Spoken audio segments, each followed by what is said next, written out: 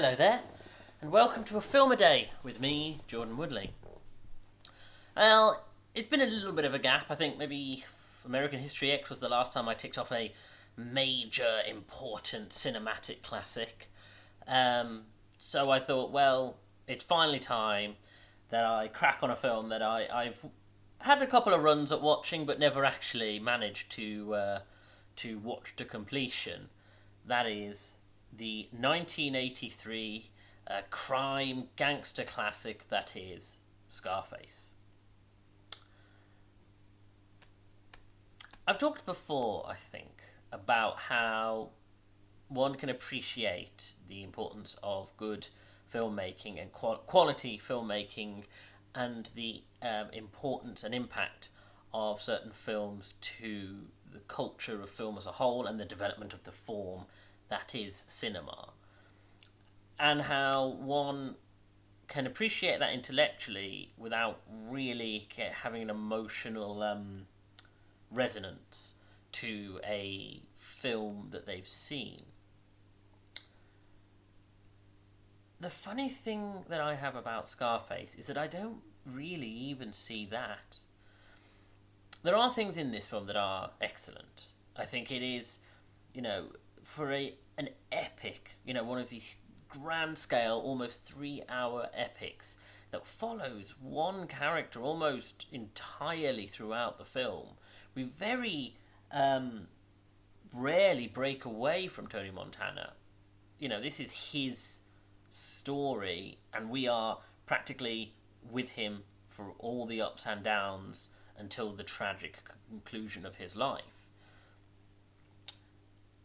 And so that has to be credited, because there are many epics of this style, especially in the 80s when we have sort of the Martin Scorsese epics. We have these crime epics like The Godfather and Part 2 and Goodfellas, and we're in that era where sort of we could tell these sort of American crime stories that delve deep into the heart of exactly what crime is and what it looks like and how gangsters function within culture. How someone can be rich and powerful, but also monstrous in their actions. And so it's definitely amongst good company in its time period. And of course, this is based on it is adapted from a 1939 or remade. Sorry, I'll get to the right word the right third time. It is remade from a 1932 film.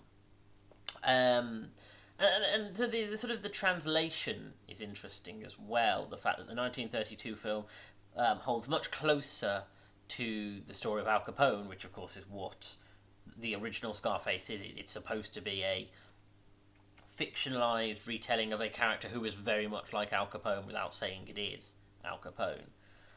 Whereas this version is supposed to be more like, again, even more loosely, but it's supposed to be akin to a Pablo Escobar type character. I suppose to sort of show the modern face in the 80s of the gangster lifestyle and how it differs from the 30s image of gangsters.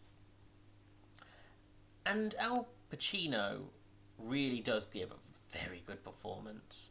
The idea of this guy who's so coiled that, he's constantly on the cusp of just absolutely losing it. The fact that he holds himself together so long through the film that by the time he does end in the final grand shootout, that fact that happens so much later than it could have done is remarkable, because this character is constantly on the cusp of some kind of explosive reaction to so many circumstances around him. But I think the problem I have with this is I don't really know what I'm supposed to take away from it as a viewer. Because on the one hand, you could see it as a cautionary tale about the life of a gangster and the idea that someone can, become as wealthy and powerful through crime as they wish, but ultimately they will come to a bad end. that's possibly what I'm supposed to take away from it. It's also possibly supposed to be a character piece where you're not supposed to. There's not a moralistic resolution to it. It's just the representation of as I say, a Pablo Escobar style gangster, but transplanted to the heart of America, and the idea of this guy who just this is what that kind of gangster looks like in the modern age, and it's supposed to be more of a character piece in that respect, and it's supposed to be have a much more sort of amoral lens on it that we just simply observe as we see this guy come apart. Potentially that. Perhaps also it's supposed to be more. I get the suggestion there's supposed to be more of a grand Greek-style tragedy in the same way as Godfather's Part 1 and Part 2. You know, where it's a character tragedy, where you see someone who, at no point is he good in any sense of the term, but you're supposed to empathise with the fact that he's trying, that he has these good qualities to him, and he has rules. And in a world where there are people who are worse than him, he tries to be, you know, someone who's just he's trying to prosper.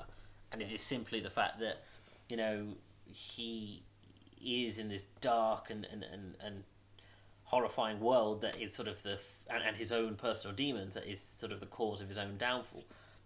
Maybe that's it, because you do get that, you know, especially the relationship with his wife, or the woman who would become his wife, played by Michelle Pfeiffer, and then his sister, and you get that sense of tragedy and the idea of someone who believes, no matter how criminal, no matter how brutal and murderous his actions are, he still believes himself to be a good man who has rules, you know, to the point where when he's sent to assassinate an activist alongside, you know, he's supposed to assist a hitman in this assassination because the hitman has, because the activist has a wife and children. He can't go through it and he kills the hitman. So you get that sense of, okay, so in his own mind, he is not he's not a monster. He just, and of course you have the explosive restaurant scene where, you know, he's sort of saying, oh, I'm the bad guy, you all see me as this bad guy, well, you know, so, and obviously that's supposed to be him being almost jeering at these people.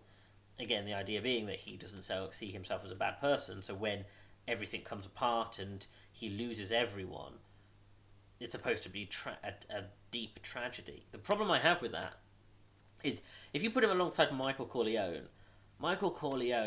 is the ultimate modern tragic figure, because the whole point of Michael Corleone is the idea that you start the film with him wanting to leave the family business, and you end the film with him becoming the head, the unrepentant head of his mafia family. And the whole point is that journey represents, you know, the downfall, you know, the easy corruption, the way that good men are taken down. With Tony Montana, he is not a good guy from point one. You know, the first major act that he does is to murder someone in prison. So it's, you know, yes, you can make the case that, okay, just because he is a monster doesn't mean he sees himself as such. And if you can find some common ground there, some empathy for this man, then you can sort of see the tragedy in it. But again, it's very difficult because he is so unsympathetic. You know, he is so unrelatable. And you have the scene at the beginning where he's being interviewed for immigration, and, you know, there's this sort of hostile environment, and of course that's very contemporary. You know, or universal, you could say, the idea of immigrants to America being incredibly poorly treated, and you get that sense of a guy who can't believe he's being sort of assessed and imprisoned, essentially, just because he's come from Cuba. And that, you know, when he first sets out, yes, he's a criminal, but he's a guy who wants to make it through criminality. But again, he's just such a bad guy. He's so bad. He's not sympathetic. It's not like Walter White, where Walter White, like I said, Michael Corleone, but Walter White's the primary example of Mr. Rogers famously becoming Scarface, and of course, but you get the sense of, oh, this is because of circumstance. Whereas Tony Montana chooses villainy at every turn. He chooses to go into crime. He chooses to build his empire based on cocaine. And that's fine. Again, that's not something that isn't interesting. It's just the fact that I don't quite know what the film wanted me to sort of take away from it. I mean, I wish, for instance, there had been more with the sister. You know, you get this sense of, strange, the fact that he hasn't seen her for a decade, and then he's very overprotective, and then, of course, in the end of the film, after he's murdered his friend and her new husband, and sort of the tragic misunderstanding of that, which is a great moment in the film. And, of course, then she sort of is pseudo-seducing him, where she's saying, oh, the reason you didn't want other men to have me is because you wanted me. And then, of course, she's also shooting at him while she's saying this, because her mind is sort of unravelling. But that could have been explored further, and the idea is that what that was? And get that sense of, but we have very little with Gina. We actually don't. We only have a handful of scenes with her. In the same way, whereas they do spend a lot of time with Michelle Pfeiffer's character, the wife, Elvita. And weirdly, I think the opposite happens, where it feels like it's climaxing to something, that it's building to the fact that he worked so hard to get her. He has her for a couple of years. We do the time jump, and then he almost treats her like an object. Well, he does, not almost. He does treat her like an object, and is constantly putting her down. And of course, they're both doing tons of cocaine, and there's just this sort of almost hedonistic, horrifying lifestyle that eventually she just says, I'm done, and she leaves. But I felt like there was something more to that, but the fact that the restaurant scene for her is the ending of her story, I thought it was a shame we never go back to her, and we never really get a conclusion of what that was from her perspective. We do from his. We understand where he's coming from, and why he treated her the way he did, and why he still loves her, and doesn't understand what he's done wrong. In the same way he does, he loves his sister, and even though he definitely knows what he did wrong there, you get that sense. But I don't know. There felt like something missing in that for me. As I say, I mean, Al Pacino's performance is top notch. I mean, he gives so much rage, but also there are moments of sort of calculation. You get the sense of this quite complex villain who is our protagonist, and the idea that this guy, as I say, is unrepentantly bad, and yet you're intrigued as an audience to see, okay, but what does that mean on a day-to-day basis? Because he doesn't wake up being bad, doesn't brush his teeth being bad. How does that face show itself?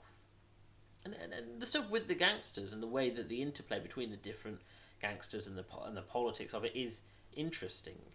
Like I say, it's not a bad film, and I'm sure other people would say this is a phenomenal top tier, up there with The Godfather, up there with Goodfellas. I thought this was interesting. It was good, but it's just not. I didn't get from it this sort of legendary status that has been sort of foisted upon it. Of course, intellectually, it's quite interesting. Of course, we had the 32 film, then the 83 film. So, based on the sort of continuing pattern, we're due another Scarface film in about 13 years. So, I look forward to seeing the new face of gangsters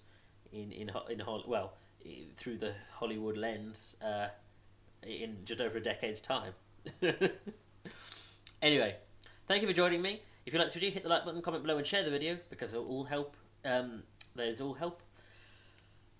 Subscribe to the channel and hit the little bell to get notifications of when new videos are uploaded. Check out my back catalogue of over 200 videos. And follow me on Twitter at Jordan_Woodley, where I tweet about TV shows and films, and I share these videos once they're uploaded to YouTube, either the day of or the day after. Thank you for joining me. Take care.